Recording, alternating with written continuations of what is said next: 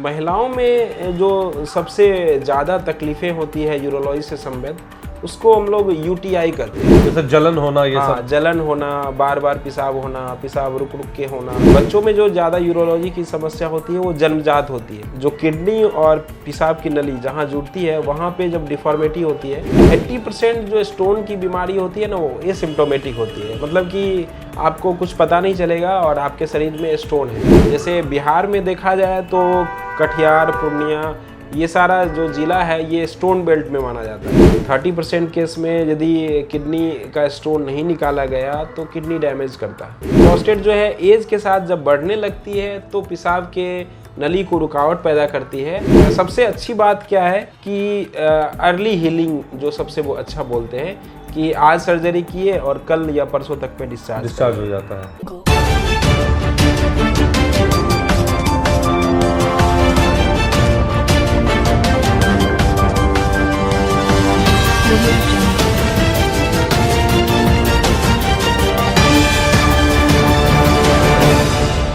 बहुत बार ऐसा होता है कि बीमारी कुछ होती है, हमें पता ही नहीं चलता कि किस डॉक्टर के पास जाए, क्योंकि डॉक्टर की भी वैरायटी है, अलग अलग कैटेगरी के डॉक्टर्स होते हैं।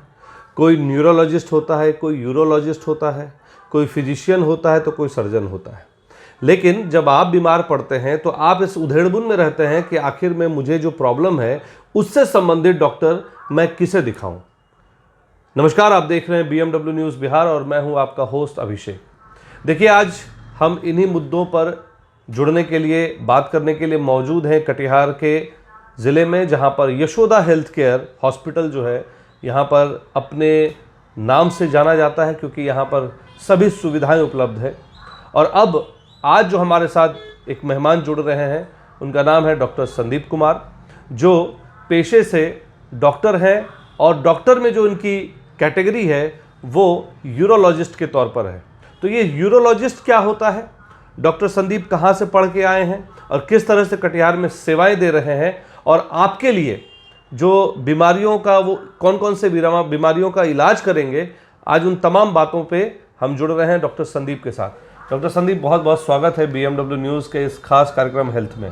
धन्यवाद। सबसे पहले मैं आपके न्यूज़ चैनल के माध्यम से पूरे जिला वासियों को एक बार प्रणाम करता हूँ। Thank you sir.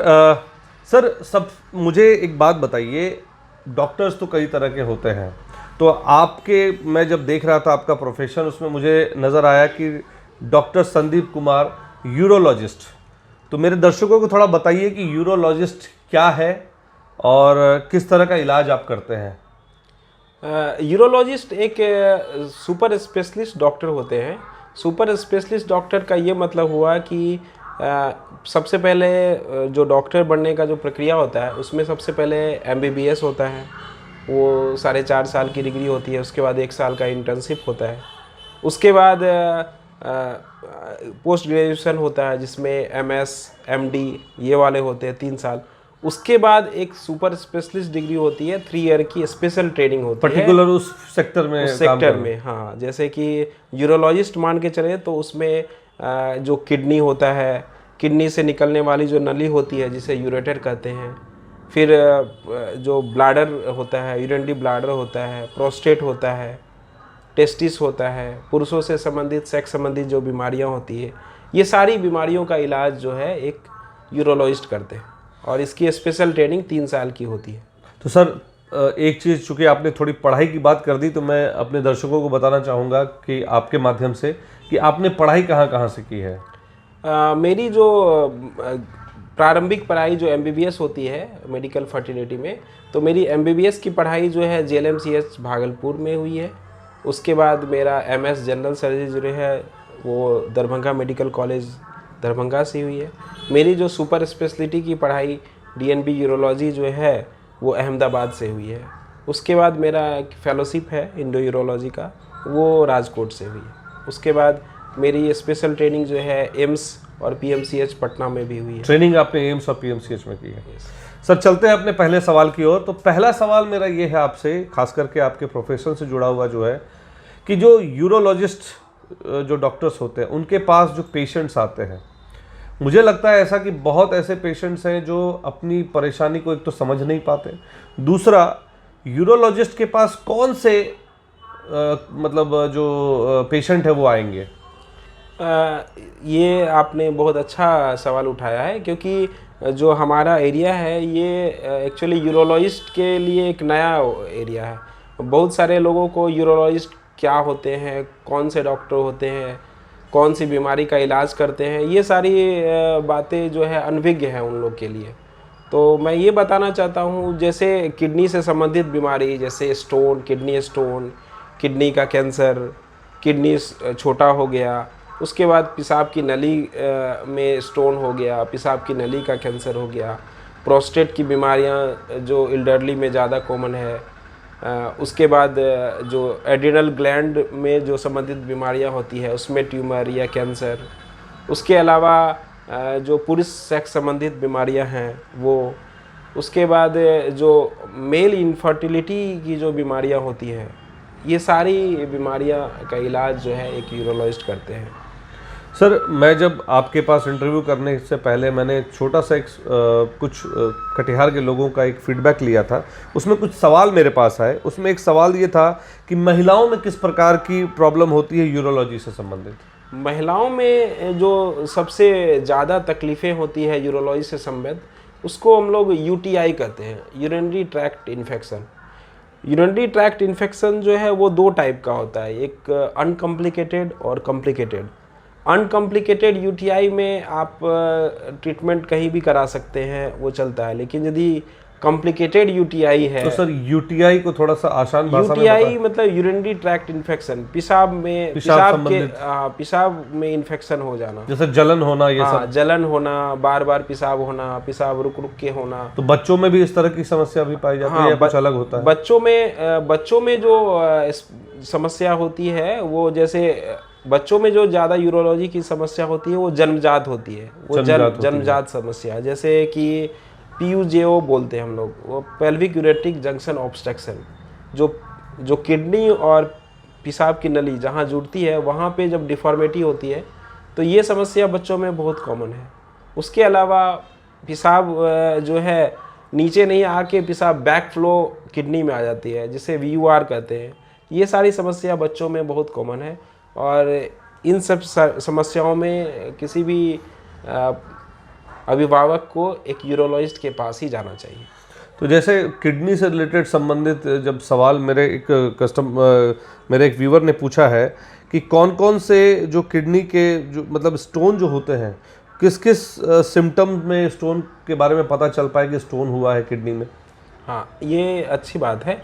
जनरली जो है 80% जो स्टोन की बीमारी होती है ना, वो एसिम्प्टोमेटिक होती है, मतलब कि आपको कुछ पता नहीं चलेगा और आपके शरीर में स्टोन है, और आप कभी अल्ट्रासाउंड कराए या CT कराए, उसके बाद आपको पता चलेगा कि स्टोन है।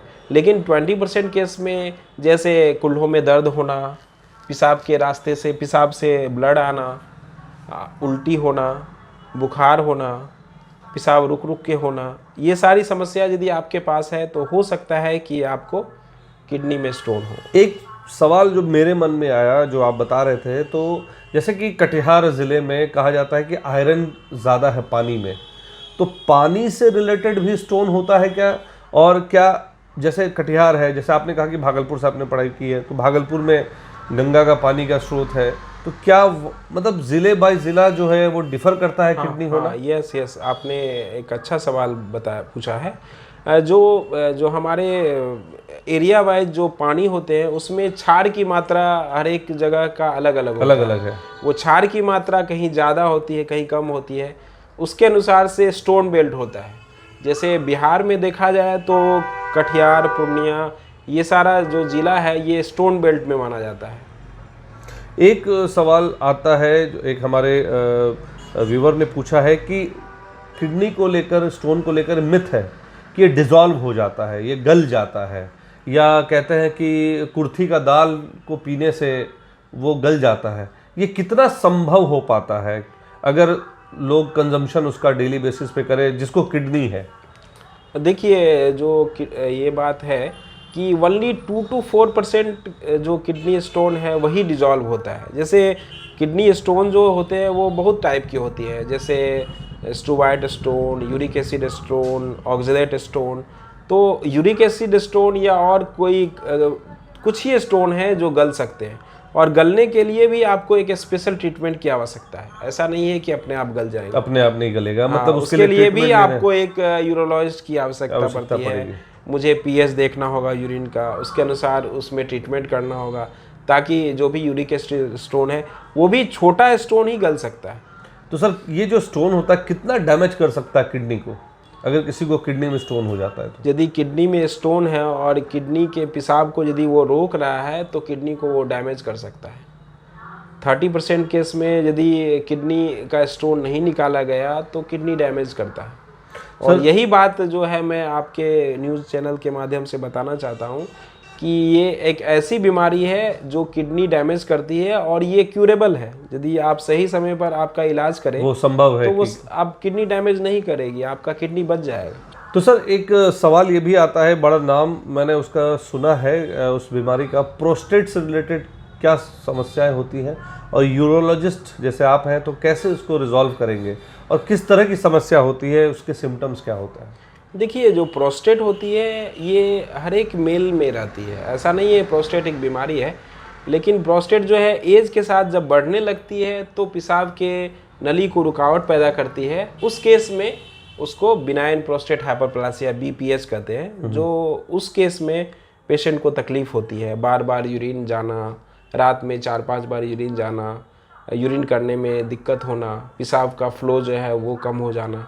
ये सब समस्या जब होती है तो एक मरीज को एक यूरोलॉजिस्ट तो ये क्या बच्चों में भी होती है पहले से?